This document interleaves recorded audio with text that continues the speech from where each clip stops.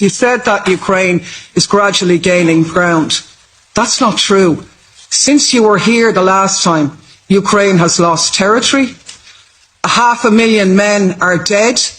Ukraine has had to resort to conscription. There's reports of signing people up with disability, with mental illness, men paying money to get out of the country, hiding in their houses. We're now in a bloody war of attrition, and it's simply cruel for it to go on. Now, senior US military personnel are even getting into the pages of the Washington Post and so on, echoing the call made by General Milley last November that there should be peace, and a real peace. If you care about Ukraine, what's your attitude for a peace plan to save Ukrainian lives?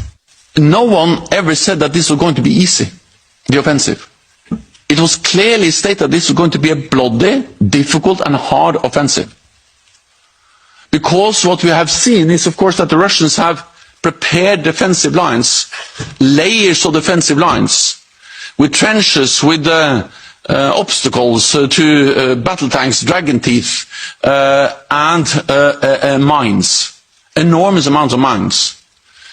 Hardly any time in history we have seen more mines on the battlefield than we see in Ukraine today. So it was obvious that this was going to be extremely difficult. But the Ukrainians decided to launch the offensive because they are going to liberate the land. And they are making progress.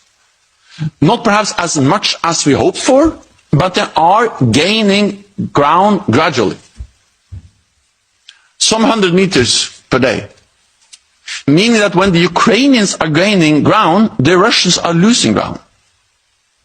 And you have to remember the starting point. The starting point is that the Russian army used to be the second strongest in the world.